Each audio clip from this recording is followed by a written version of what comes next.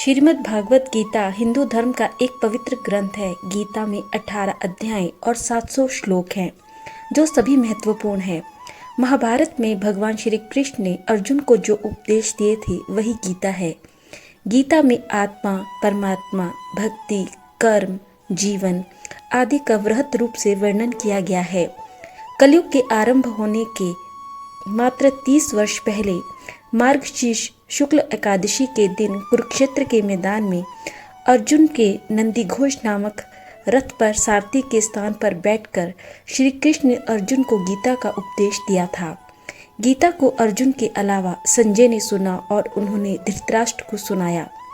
गीता में भक्ति, ज्ञान और कर्म मार्ग की चर्चा की गई है। उसमें यम, नियम और कर्म धर्म के बारे में भी बताया गया है। गीता के अनुसार ब्रह्म अर्थात ईश्वर एक ही है। गीता को यदि आप बार बार पढ़ेंगे तो आपके समक्ष ज्ञान का रहस्य खुलता जाएगा।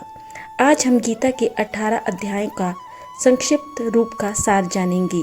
गीता के हर अध्याय का अपना एक विशेष महत्व है। आइए जानते हैं गीता के हर अध्याय का सार। प्रथम अध्याय। गीता के प्रथम अध्याय का नाम अर्जुन विषाद योग है, अर्थात अर्जुन की निराशा। इस अध्याय में कुरुक्षेत्र के मैदान में उपस्थित अपने भाइयों व सगे संबंधियों को देखकर अर्जुन के मन में उठे विषाद और उसकी मनोस्थिति का वर्णन किया गया है। इस अध्याय में दोनों सेनाओं के प्रधान शूरवीरों की गणना, सामर्थ्य, शंख ध्वनि का कथन, अर्जुन के कायरता, स्नेह और शोकयुक्त वचन है। इस अध्याय में अर्जुन कहता है कि यदि मैं अपने ही बंधुओं को मारकर विजय भी प्राप्त कर लूं, तब भी यह विजय सुख के बदले पश्चाताप ही देगी। गीता का दूसरा अध्याय। गीता का दूसरा अध्याय सांख्य योग के नाम से है। इसमें श्री कृष्ण कहते हैं कि इसी समय यह असमय बातें करना उचित नहीं, क्योंकि अब तो युद्ध सामने ही थोप दिया गया है। अब यदि तुम नहीं लड़ोगे तो मारे जाओगे। अर्जुन इस तरह से युद्ध छोड़कर जाने की बात करता है तो श्री कृष्ण कहते हैं कि अब युद्ध से विमुख होना नपुंसकता है और कायरता है। इस चर्चा में श्री कृष्ण अर्जुन को आत्मा की अमरता के बारे में बताते हैं और कहते हैं कि आत्मा का कभी भी वध नहीं किया जा सकता और तुम जिसके मारे जाने का शोक करने की बात कर रहे हो वह उनका शरीर है, जिसे आज नहीं तो कल तो मर ही जाना है। इसीलिए जय पराजय, लाभ हानि, सुख दुख को समान समझकर उसके बाद युद्ध के लिए लड़ने के लिए तुम तैयार हो जाओ। इस तरह दूसरे अध्याय में श्री कृष्ण सांख्य योग और स्थिर बुद्धि पुरुष के लक्षण का वर्णन करते हैं। तीसरा अध्याय। गीता का तीसरा अध्याय कर्म योग नाम से है। इसमें ज्ञान योग और कर्म योग के अनुसार जीवन में आसक्त भाव से नियत काम करने की श्रेष्ठता का निरूपण किया गया है। इसमें कर्म को गंभीर विवेचन रूप से दर्शाया गया है। अज्ञानी और ज्ञानवान के लक्षण तथा राग द्वेष से रहित होकर कर्म करने के लिए प्रेरणा की बात की गई है। इस अध्याय में हिंदू धर्म के कर्म के सिद्धांत का निचोड़ लिखा हुआ है। इससे यह प्रकट होता है कि हिंदू धर्म कर्मवादी धर्म है, भाग्यवादी नहीं। श्री कृष्ण कहते हैं कि वास्तव में संपूर्ण कर्म सब प्रकार के प्रकृति के गुणों द्वारा किए जाते हैं, जो कि कर्म और कारण की ही एक श्रृंखला है। चौथा अध्याय। गीता का चौथा अध्याय ज्ञान कर्म संन्यास योग नाम से है। इसमें ज्ञान, कर्म और संन्यास योग का वर्णन है। सगुण भगवान का प्रभाव और कर्म योग का विषय, योगी महात्मा पुरुषों के आचरण और उनकी महिमा, फल सहित पृथक पृथक यज्ञों का कथन और ज्ञान की महिमा का वर्णन इस अध्याय में किया गया है। पांचवा अध्याय। गीता का पांचवा अध्याय कर्म संन्यास योग से है। इस अध्याय में श्री कृष्ण कर्म संन्यास योग अर्थात कर्मों के त्याग का मार्ग की तुलना कर्म योग अर्थात भक्ति में कर्म के मार्ग से करते हैं। वे कहते हैं कि इन दोनों में से आप कोई भी रास्ता चुन सकते हैं, क्योंकि दोनों ही हमें मंजिल तक ले जाते हैं। छठा अध्याय। गीता का छठा अध्याय आत्म संयम योग नाम से है। श्री कृष्ण इस अध्याय में कर्मयोग अर्थात सांसारिक कर्तव्यों का पालन करते हुए आध्यात्मिक का अभ्यास, कर्म संन्यास अर्थात त्याग अवस्था में आध्यात्मिकता के अभ्यास के बीच तुलनात्मक मूल्यांकन जारी रखते हैं, जिसमें वे दोहराते हैं कि कर्म योग कर्म संन्यास की तुलना में अधिक व्यावहारिक मार्ग है। 7वां अध्याय गीता का 7वां अध्याय ज्ञान विज्ञान योग नाम से है। इसमें ज्ञान सहित ज्ञान का विषय संपूर्ण पदार्थों में कारण रूप से भगवान और ईश्वर की व्यापकता का कथन, आसुरी स्वभाव वालों की निंदा, भगवत भक्तों की प्रशंसा की गई है। यह 7वां अध्याय श्री कृष्ण द्वारा भगवान की ऊर्जाओं के भौतिक और आध्यात्मिक आयामों का वर्णन करने से शुरू होता है। श्री कृष्ण इस अध्याय में समझाते हैं कि एक ही धागे में बंधे मोतियों की तरह ये सभी ऊर्जाएं उन्हीं से उत्पन्न हुई हैं और उन्हीं में विश्राम करती है। संपूर्ण सृष्टि उन्हीं में से आरंभ और उन्हीं में विलीन हो जाती है। अध्याय 8 गीता का 8वां अध्याय अक्षर ब्रह्म योग नाम से है। इसमें ब्रह्म, आध्यात्म और कर्मादि के विषय में अर्जुन के 7 प्रश्न और श्री कृष्ण के द्वारा दिए गए उनके उत्तर हैं। इस अध्याय में श्री कृष्ण ने कई महत्वपूर्ण अवधारणाओं और शब्दों का संक्षेप में वर्णन किया है, जिन्हें उपनिषद विस्तार से भी बताते हैं। वह ये भी बताते हैं कि मृत्यु के बाद आत्मा की मंजिल क्या तय करती है। उनका कहना है कि यदि हम मृत्यु के समय भगवान को याद करें तो हम उन्हें अवश्य प्राप्त कर सकते हैं। 9वां अध्याय गीता का 9वां अध्याय राजविद्या राजगुहा योग अर्थात सृष्टि के मूल कारण नाम से है। इस अध्याय में ईश्वर का जगत से संबंध और प्रकृति तत्वों की चर्चा है। इसमें जगत की उत्पत्ति का विषय, भगवान का तिरस्कार करने वाले आसुरी प्रकृति वालों की निंदा और देवी प्रकृति वालों की भक्ति का भंजन और भगवान के स्वरूप का वर्णन, सकाम और निष्काम उपासना का फल और निष्काम भगवत भक्ति की महिमा का वर्णन है। अध्याय 10 गीता का 10वां अध्याय विभूति नामक योग से है। इस अध्याय में भगवान श्री कृष्ण अर्जुन से कहते हैं कि मेरे ऐश्वर्य के प्रभाव का ना तो कोई देवतागण जान पाए हैं और ना ही महान ऋषिगण, क्योंकि मैं इन सभी को उत्पन्न करने वाला हूँ। और जो मनुष्य इस महान ईश्वरीय रूप को जान जाता है वह मृत्यु को प्राप्त होने वाले मोह से भय से मुक्त हो जाता है और हर तरह के पापों से भी मुक्ति पाता है। मैं ही संपूर्ण जगत की उत्पत्ति का कारण हूँ और मेरे ही कारण इस जगत में क्रियाशीलता है। इस अध्याय में भक्ति योग का कथन, अर्जुन द्वारा भगवान की स्तुति और विभूति तथा योग शक्ति के लिए उनकी प्रार्थना का वर्णन है। 11वां अध्याय गीता का 11वां अध्याय विश्व रूप दर्शन योग नाम से है। इस अध्याय में भगवान श्री कृष्ण अर्जुन द्वारा विनती करने पर अपने विराट रूप को प्रकट करते हैं, जो भयानक और भयावह है। इसे देखकर अर्जुन मोहग्रस्त होने लगता है और अत्यंत व्याकुल हो जाता है।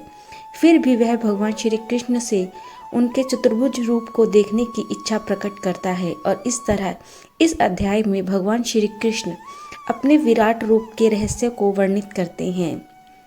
12वां अध्याय गीता का 12वां अध्याय भक्ति योग नाम से है।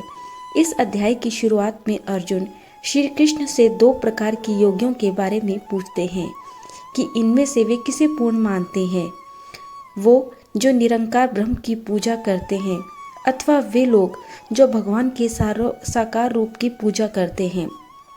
तब श्री कृष्ण कहते हैं कि भक्ति और भक्ति करके भक्त उन्हें दोनों मार्गों से प्राप्त कर सकता है।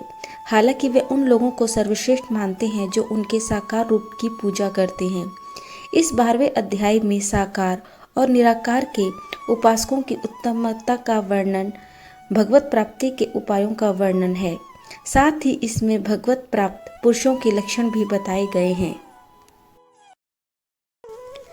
13वां अध्याय गीता का 13वां अध्याय क्षेत्र क्षेत्रज्ञ विभाग योग नाम से है।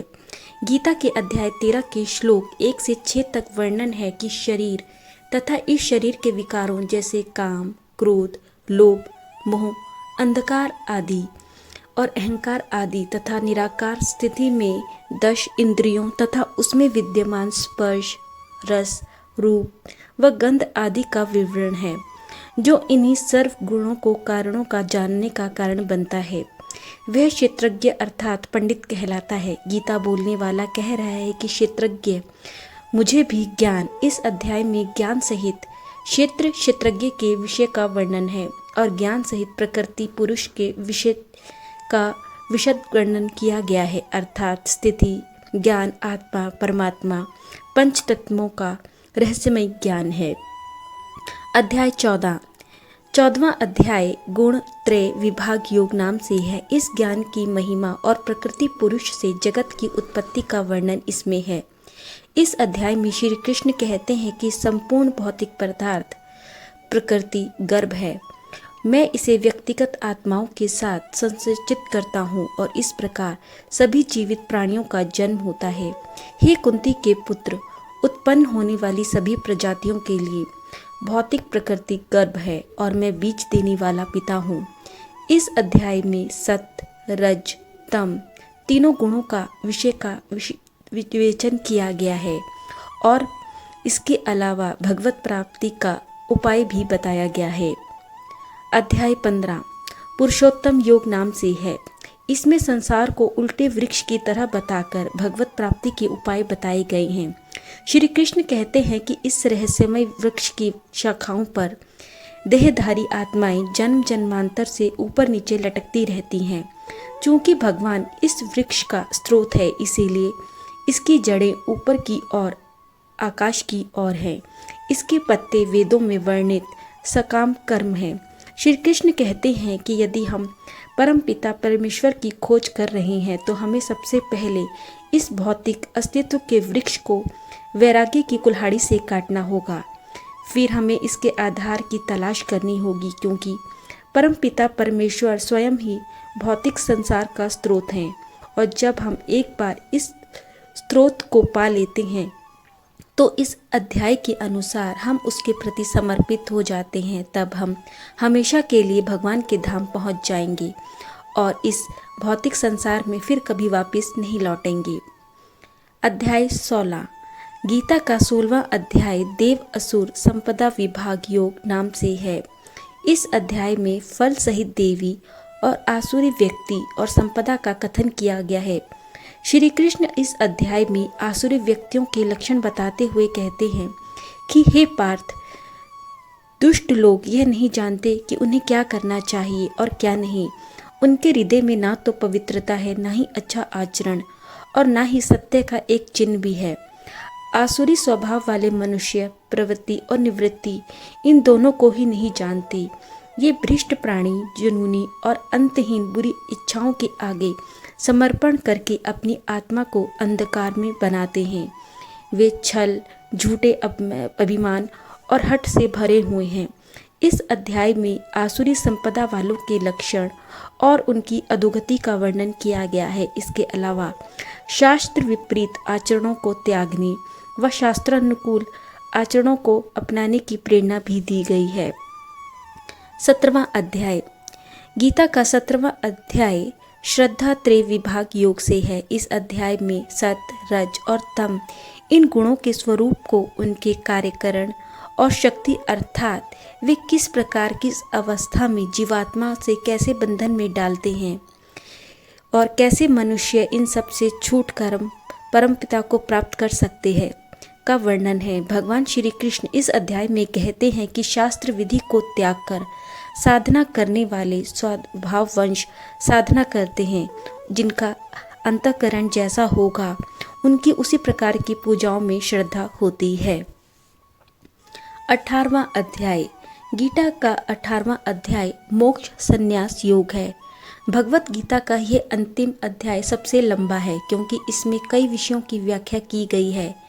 इसकी शुरुआत अर्जुन द्वारा श्री कृष्ण से त्याग की शिक्षा देने और इन संस्कृत शब्दों संन्यास अर्थात कर्मों का त्याग और त्याग अर्थात इच्छाओं के त्याग के बीच अंतर समझाने के अनुरोध से शुरू होता है।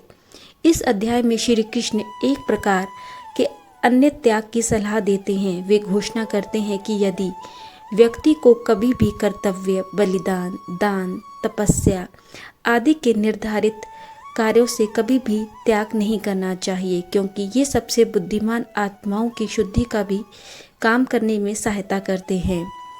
गीता के ये 18 अध्यायों में कर्मों का गंभीर विवेचन किया गया है। अज्ञानी और ज्ञानवान के लक्षण तथा राग द्वेष से रहित होकर कर्म करने की प्रेरणा की बातें कही गई हैं। इस अध्याय में हिंदू धर्म के कर्म के सिद्धांत का निचोड़ लिखा हुआ है।